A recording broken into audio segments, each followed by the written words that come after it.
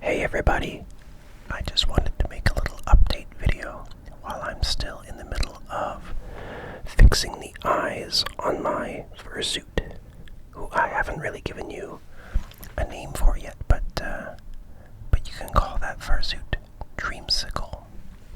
I finally have something that I'm happy with, at least. But that's actually today's topic, fursuits.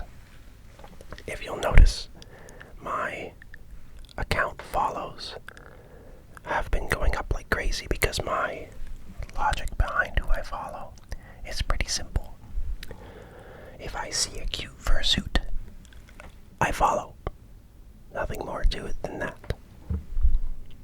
So if you have a fursuit, or even any furry-related TikTok, drop it in the comments below, and I'll have a look.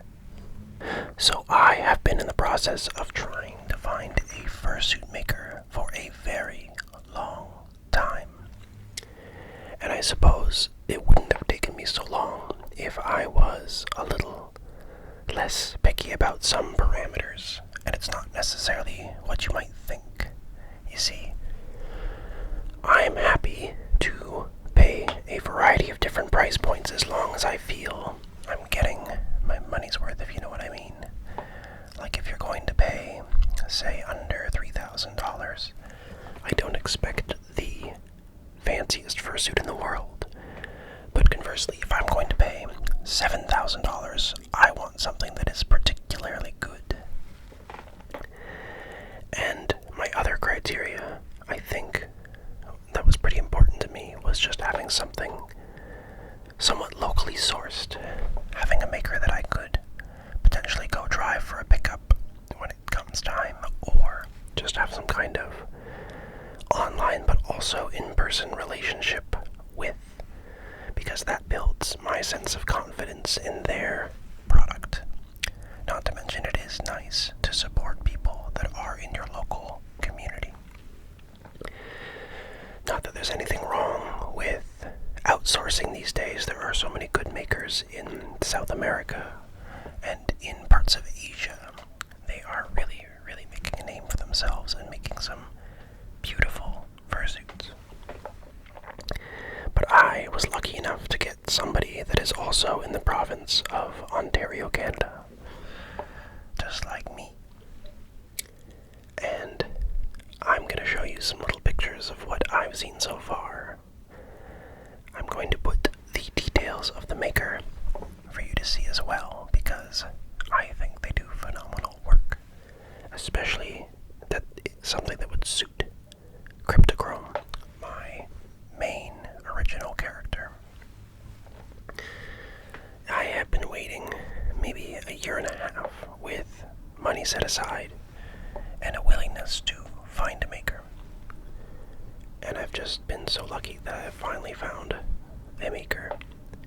The funny story about that too is that after such a long time of getting no's or finding people that just don't have any slots because they're too busy, I finally found two makers simultaneously that were willing to take the project on, and I had to make a very tough call on who I went with.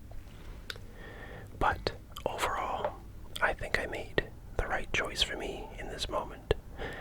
And the fun part is, once you have one fursuit, you can always order new pieces for it in the future, because I think it'd be really cool to maybe have two different heads. One that is a little bit more on the very masculine and aggressive kind of scary side, werewolf kind of energy, but also have one that's a little bit more normal and not so masculinized. And I think that might be a project for the future. Not to mention, so many makers have different ways of doing paws and adding in different components. Lots of new exciting things happening in the 3D printed space and resin space. So it's sort of an evolution now that I have a jumping off point. Very exciting news for me. If any of you are trying to commission a fursuit and you want to commission somebody in the Ontario area, let me know, because I know a maker that is around 2,600 Canadian dollars for a full suit, and that's a digigrade full suit. I personally ended up going for a plantigrade suit because I think it'll make me want to wear it a lot more. It's easier to travel with and just get around with without being completely exhausted from what I understand, although I have no real life experience with either yet, so it's all based on my own assumptions. I'm going to live and I'm going to learn, and I'm not opposed to changing it up in the future if I think that I'd like to. I can see a future where I am making hopefully some silly videos, but also maybe ASMR in Fursuit, with the stipulation that I have to find a way to film in a very cool environment, because I think it would look cool visually. I just don't want to get heat stroke doing it. Thank you for tuning in for my little update, and I am going to hopefully get back to making videos soon enough. But for now, I might have one or two more audio only